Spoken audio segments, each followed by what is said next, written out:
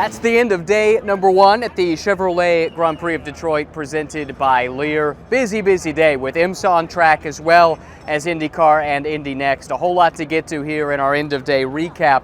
Alex Palou was the fastest in NTT IndyCar Series practice. He led Pato O'Ward and Colton Herta. Those 3 drivers, the only ones to get down in the 107 bracket in that lone practice session. Kyle Kirkwood ended up 4th. Kyle had some engine issues early in that practice, but was able to recover and put up a pretty good time. Some other good stories from practice today. Santino Ferrucci and Agustin Canapino, they ended up 7th and 11th respectively. On the other side of the ledger, you've got Myers Shank Racing. Felix Rosenquist down in 16th, looking for a bit more speed. And Helio Castroneves deputizing for Tom Blomqvist this weekend. He's down in 22nd, so they've got some work to do. And so too do the teams of Marcus Ericsson and Jack Harvey. Both of those drivers made wall contact. Harvey's was more significant, but he was checked and released. He is okay. But Dale Coyne Racing, they've got some work to do. Speaking of Dale Coyne Racing, an old friend, Tristan Vautier, is back in the paddock. It's been nearly 7 years since we saw him in an IndyCar race. Let's hear from Tristan as he just wrapped up his first practice session in an IndyCar in nearly 7 years. An old friend has come to join us here in IndyCar. Tristan Vautier, when you start the race here in Detroit on Sunday, it'll be something like 6 years, 11 months, and 23 days since your last IndyCar race. Welcome back. How has it been? Yeah, it was good. I've been lost, in the first few laps, to be honest. But then I got going. It started to be fun. The faster you go, obviously, the better the tires work, and everything becomes easier. So no, it was good. We kept on improving. I was very focused on making sure I did all the laps. I didn't do a mistake and get in the wall and lose some track time. So it's easy to do, especially sometimes when you underdrive at first, then you're like, okay, I gotta get going, and you can easily make a mistake. So yeah, we improved all the way through the session. We put the green tires on to get a feel for it. It felt good. There was a couple local yellow flags, so I think they deleted some laps, but no, it was fun. How has the car changed since the last time you drove it? Man, the last road course I did was 9 years ago, Detroit, so it's really hard to say.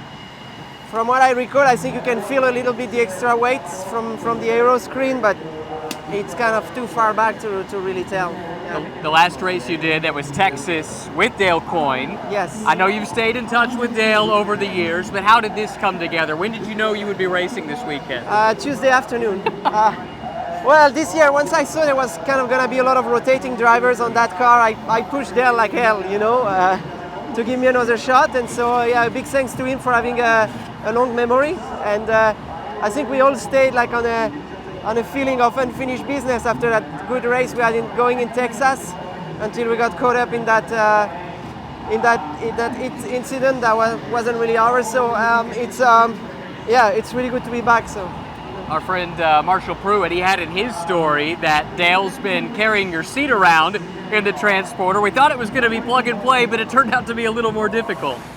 Yeah, I was waiting on my rental car yesterday at 12, and Terry called me and he's like, I don't know what happened, but your seat is not in the trailer, so we're gonna have to figure something out. And luckily, like the BSS guys got it printed again. They still had the file from 2013.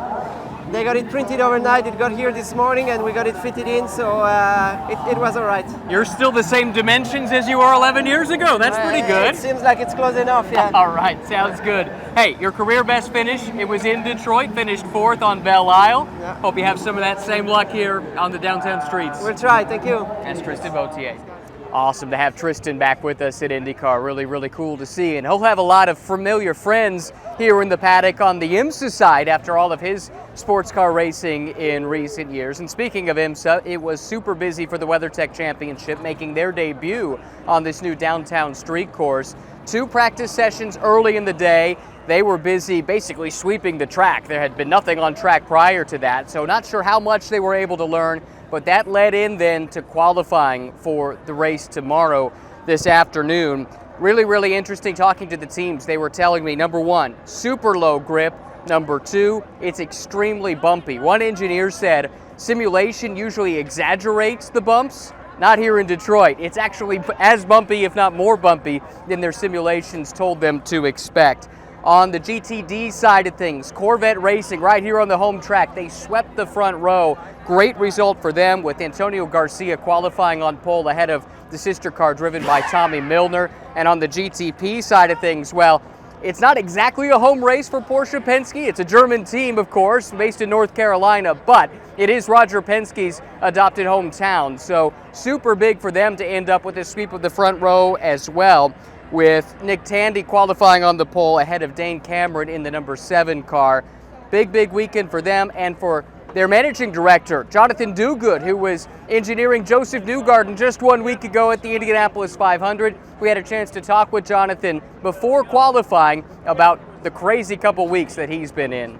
Last Sunday, Jonathan Diuguid was on Joseph Newgarden's timing stand, helping guide him to his second consecutive Indianapolis 500. This weekend, though, here in Detroit, you're back in the normal job as managing director of Porsche Penske Motorsport. Congratulations are in order, first of all. Congratulations on last weekend. How surreal was it to be dropped in at a last minute in difficult circumstances and then find yourself in victory lane? I mean, I think the circumstances were difficult, but I think the preparations of the team made it easy. I've been part of, I think, 15 Indy 500s, and that was the smoothest weekend I've had there, and it just goes to show you all the hard work that everybody at the shop and on the team had done before the race weekend, because you don't show up at Indy and start at the back and go to the front. You have to come there prepared, and that's what the team did, and I was glad that we were able to execute on race day, and Joseph put in an amazing stint there, an amazing restart, and final lap pass to get it done. It's been a remarkable start to the year for Team Penske. You look at the win in the 24 Hours of Daytona. Of course, Joseph was a part of that as well. So the two of you, quite a duo you're turning out to be. Yeah, I think all the drivers within the Team Penske and Porsche Penske Motorsport stable are really strong, and we try to give opportunities to the IndyCar guys to come over and do some sports car races, and Joseph was lucky enough to be able to be part of the Daytona 24-hour win, and I think it just goes to show the team's built a world-class drivers, and we try to operate at a high level to bring home big marquee wins like Daytona 24 Hours. Back on the IMSA side here in Detroit, big-time challenge, of course. GTP has never been here to this new street circuit. So what has the level of preparation been like getting ready for a new event? Yeah, I think, in 2024, it's simulator time, right? And, we have a good facility in Weissach, Germany that the drivers all went to and put in a day of simulator time and preparation. But honestly, the amount of practice time we're getting here is quite a lot as well. So we've focused on, long run pace and short run pace, and just making sure that Nick, Mathieu, Dane, and Felipe have equal opportunity to learn the track and learn where to be and where not to be as far as bottoming and touching and those kind of things, and also passing GT cars, which I think is going to be more difficult this weekend because they're not too far off of our pace. So most of it's going to happen on the big straightaway there, and managing the traffic is going to be important. Compared to a place like Long Beach, it's another street circuit, but it feels like a very different street circuit than here in Detroit, even from a traffic perspective. Yeah, absolutely. I think here in Detroit, there's probably 3 places that we can pass GT cars. In Long Beach, it's probably 4 or 5. So, the circuit's a little bit shorter and tighter in some areas, and so it eliminates those opportunities. But I think it's an amazing facility. It's an amazing venue. Right here in the shadow of GM's home headquarters and things like that. I think all the manufacturers come to play in Detroit, and we're hoping to bring home the victory on Saturday. Special place for the boss as well, Roger Penske. Yeah, absolutely. It's Roger's home, and not too far for him, and he invests a lot in Detroit, and happy to be here racing in Detroit. Thanks to Jonathan for spending some time with us and good insight from him. A couple other notes from IMSA qualifying. We talked in GTD about the strength for the hometown Corvette team, not so much for Ford, and that's big because there are a number of Ford family members here on site. They struggled in their qualifying session looking for a bit more pace. And on the GTP side of things, Pipo Derani, not sure he had the pace to go for pole, but there was a spin late. That brought out a red flag. That cost him his 2 fastest laps in the session. So Pipo Derani, the number 31 Whelen Action Express car, they'll have to start at the back of the field in the race tomorrow.